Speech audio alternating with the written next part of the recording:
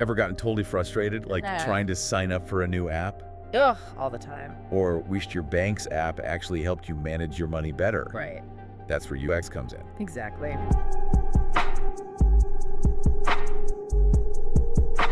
Welcome to the Deep Dive. Today we're diving into the work of Tim Bridgham. He's a UX professional with a really interesting background. We're going to kind of get a feel for his work through some key projects and explore what makes him tick as a UXer. It is really exciting to see someone so passionate about user-centered design, and his experience really shines through. Yeah, for sure. In his cover letter, he compares UX research to therapy. I was struck by that too when I read that. I I know. was like, what? It's not the first thing I think about when I think about UX research. Right. But then, when you read his explanation, Yeah, it makes sense. it really does. It's about understanding the user's needs It is. and facilitating positive change. And you know, it's funny because when you think about the goals of therapy, Yeah. really are about understanding the needs of the patient and helping them achieve their goals. Totally. So it is kind of like a therapy session in a way. It is. And he's signaling a user-centric approach right off the bat, which is super important for UX. So his resume shows he's been in UX for over 7 years. Yeah, that's a good amount of time to really hone your skills. For sure, working with companies from startups to giants like Google. And what I really like is how his resume highlights some core values. Like what? Things like advocacy, collaboration, creativity, curiosity, empathy, and gratitude. Those are some good ones. Yeah, and they're not just buzzwords, I mean, they sound good, right? They actually align with what makes a UX researcher effective. for sure. Like a dedication to understanding users' needs and advocating for solutions Exactly. that truly improve their lives. Totally. So we're going to see these values in action Okay, cool. as we explore some of Tim's key projects. Let's do it. I think a good place to start is back at his time as a senior UX researcher at Zwift. Yeah, I think that's a great place to start because he was the sole researcher there for a while, and that really speaks to his leadership and ability to just own the entire research process. So Zwift, I mean, if you're not familiar, it's a digital platform for cycling and training. Yeah, so like imagine you're on your stationary bike at home. Mm-hmm. Instead of just staring at a wall, you're immersed in this virtual world. Yeah, you can ride with other cyclists, compete in races, explore different terrains. Wow, that sounds It's pretty amazing. pretty amazing. I've actually heard really good things about it. But I imagine creating a seamless user experience for a platform like that is no small feat. No, it's definitely you're dealing with both the physical and the digital Yeah. aspects of the experience. And, you know, you've got to make sure that the hardware and the software are working together seamlessly. Right, and you're dealing with a wide range of users, probably from, beginners to Absolutely. really experienced cyclists. Yeah, different fitness levels, different goals, different levels of tech savvy. You've got to account for all of that. Yeah, it definitely takes initiative to handle all of that, not to mention the pressure of being the only one in that role. And it looks like he really thrived in that environment. He was super involved in a major revamp of Zwift's user interface. Absolutely. His research was essential in guiding those changes, across multiple platforms. One of his key projects was improving the app's onboarding experience, which, as you know, is make or break for any platform. For sure. If you can't get people through the door and understanding the basics, they're not going to stick around. So how did he go about improving that experience? Well, he used a mix of usability and concept testing, which is a really smart approach. He really wanted to understand new users' expectations and where they were getting tripped up. One of the things that really stood out was the impact of this research. Zwift saw a 16% reduction in new members, saying they struggled to understand how the platform worked. So that's, not an insignificant change. No, not at all. It clearly shows that his work was making a real difference. And what's even more impressive is that the onboarding improvements didn't just help with understanding. They actually led to a 5 to 8-fold increase in subscriptions from trial users. That's the kind of result that any company dreams of. It really speaks volumes about his ability to connect research insights to tangible business outcomes. It also makes me wonder what specifically he uncovered that made such a huge impact. What was he able to pinpoint that others may have missed? Well, that's the million-dollar question. Unfortunately, we don't have access to the granular details of his findings, but it's clear that his understanding of user needs and his ability to translate those needs into, actionable recommendations for the design team, were crucial. It's almost like he was able to step into the shoes of a first-time Zwift user and really see the platform through their eyes. Exactly, and that's the hallmark of a great UX researcher, that ability to empathize with users and understand their perspective. And speaking of understanding users, his work on member churn was another really impressive feat. Churn is a constant battle for any subscription-based platform. Zwift is no exception. Oh, absolutely. Especially in the fitness world where, people are always trying new things. So how did Tim go about tackling this challenge? Well, he took a really deep dive into the issue, combining, data analysis with surveys and one-on-one interviews. This allowed him to get a truly holistic view of why members were canceling their subscriptions. So it wasn't just about looking at numbers, it was about hearing the stories behind those numbers. It's about understanding the human element, right? Yeah. What were some of the key things he learned from those conversations? Well, one of the major insights was that many members were actually interested in different subscription options. They might not have been fully utilizing the platform, on a monthly basis, so offering, annual plans or tiered pricing. That became a key recommendation. That's so smart. Giving people flexibility and options, that can make all the difference in whether they stay or go. It's not always about convincing them that they need the full subscription. It's about meeting them where they are. And his work also led to a complete revamp of the cancellation survey, turning, a potential point of frustration into an opportunity to learn and improve. By asking the right questions, they were able to get a better understanding of the why behind cancellations. That's a perfect example of how user research can be used to gather crucial feedback, even when it's, not positive. It's about turning every interaction into a chance to make the experience better. Exactly. And his research on churn didn't just result in better surveys and subscription options. It also contributed to a 10% year-over-year growth in subscriptions. So it's hard to argue with results like that. You can't. It's really impressive to see how his work had such a direct impact on Swift's bottom line. Yeah. He was clearly able to translate user needs into, tangible business value. And on top of everything else, he found time to champion accessibility within Zwift. He even conducted research with visually impaired athletes to see how they experienced the platform. That really speaks to his commitment to inclusivity and, designing for everyone, not just the majority. It definitely shows that he's thinking beyond the immediate needs of the business and considering the needs of all potential users, which is so important in today's world. Okay, so we've seen how Tim's, research skills led to some major improvements in onboarding and churn reduction at Zwift, but his work there went beyond those areas, right? Yes, he also played a key role in shaping Zwift's research operations and fostering a data-driven culture within the company. But let's save that for part 2 of our deep dive.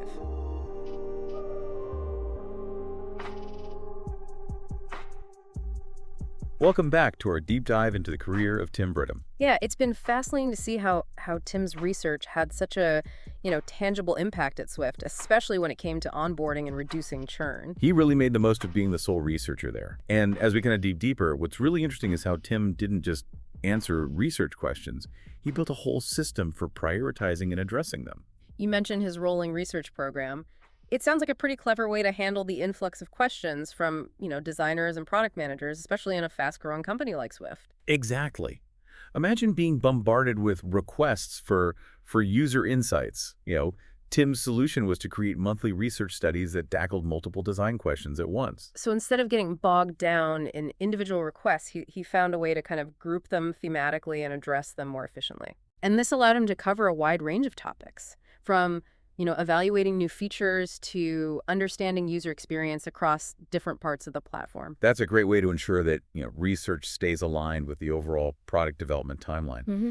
It seems like he had a real knack for making research both, insightful and actionable. He did, and this strategic thinking also extended to how he handled surveys at Zwift. Yeah, surveys are such a valuable tool for gathering user feedback on a larger scale. What kinds of surveys did he revamp? Well, he took a really interesting approach to event surveys. He implemented pre- and post-event surveys for 4 of their key events. This gave teams valuable data to track changes in user sentiment over time and make data-driven improvements, year after year. That's a smart way to measure the impact of events and ensure that they're meeting user expectations. And he didn't stop there. He also took the time to refresh existing surveys, including the biannual member survey, the onboarding survey, and even the post-purchase surveys for their hardware products.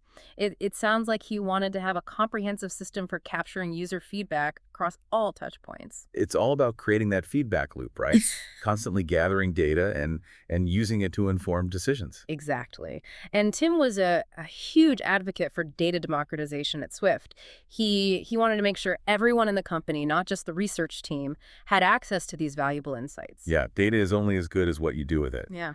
So how did he go about making it, accessible and understandable to everyone? He used presentations, company-wide messages, anything to share his findings and make sure the data was being used to make real changes. That's a crucial part of the researcher's role that often gets overlooked. The storytelling aspect.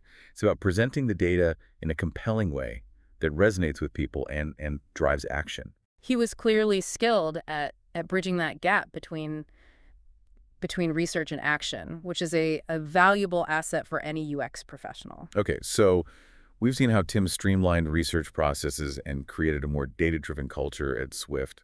And on top of all this, Tim also focused on building and managing research operations at Swift.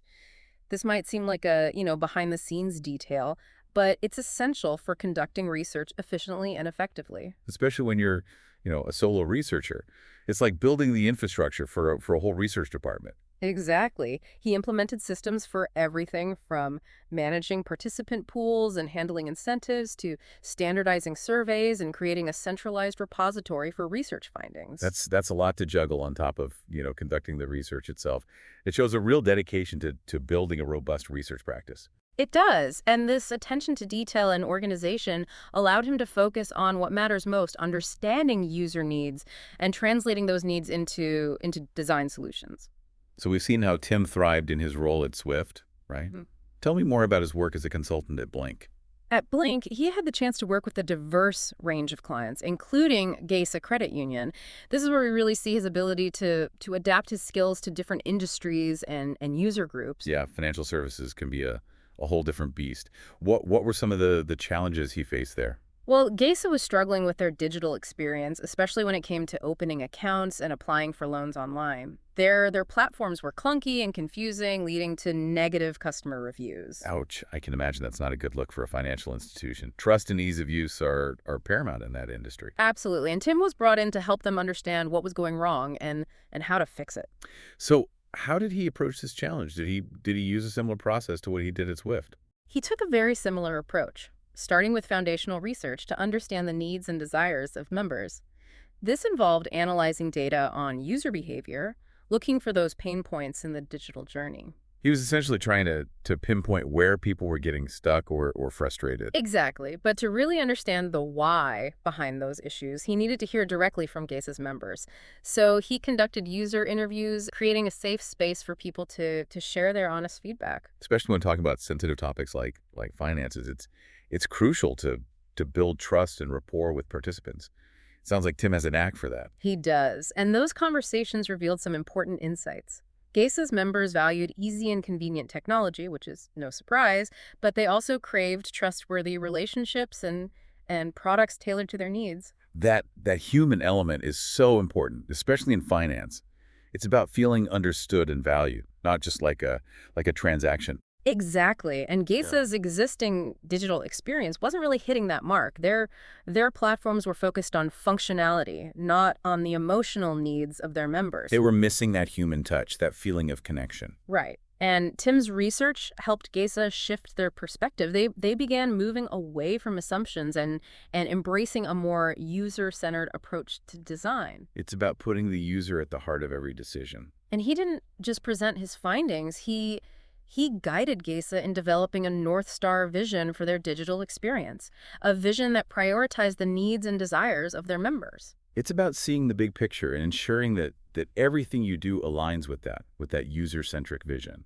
And the impact of his work is evident in the positive changes Gesa has made to their digital platforms since then. It's amazing to see how Tim's expertise in research and user-centered design translated so well to the financial services industry. He's clearly not afraid to tackle new challenges and apply his skills in different contexts. He's a true UX all-star. But we're running out of time for this part. We'll have to continue our exploration of Tim's career and his remarkable skills in the final part of our deep dive.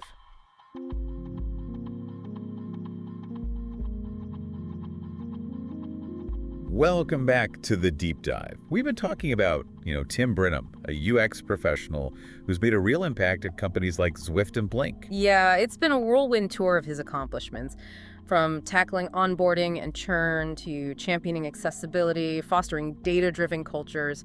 He's worn a lot of hats. And he's worn them all well.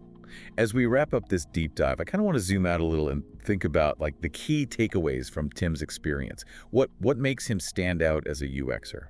One of the things that's really impressed me is his mastery of, mixed methods research. He's equally comfortable with qualitative and quantitative approaches, which allows him to see the full picture. Yeah, it's like having a complete toolbox. He can choose the right tool for the job, whether it's uncovering user needs through in-depth interviews or identifying trends through data analysis. Exactly. And this versatility is crucial for, for tackling those complex problems.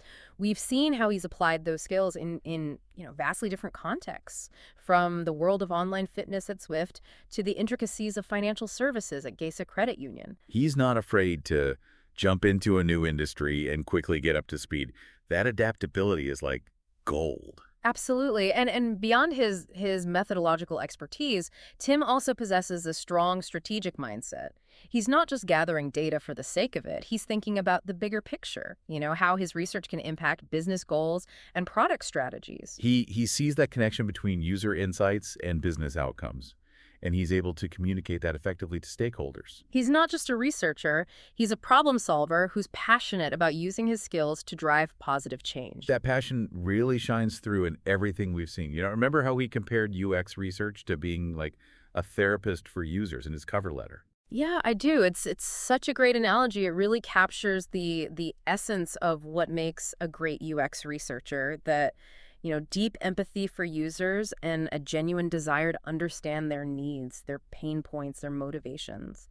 It's about advocating for the user, making sure that their voice is heard throughout that whole design process. And Tim does that exceptionally well. He's not afraid to speak up and champion the user's perspective, even when it might be challenging. He's a true user advocate, and that makes him an invaluable asset to any team. Absolutely. He's not just there to conduct research. He's there to ensure that the user is at the heart of every decision.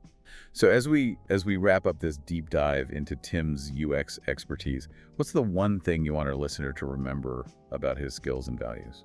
Tim Bridgham is a passionate and strategic UX researcher who combines mixed methods expertise with a deep commitment to user-centered design. Beautifully said. And if you're interested in learning more about Tim or connecting with him, be sure to check out his website and his podcast, UX Pursuit. He's a wealth of knowledge and inspiration for anyone interested in the world of UX. And that concludes our deep dive into the career of Tim Bridgham. We hope you enjoyed exploring his work and gained some valuable insights along the way. Until next time, keep driving deep.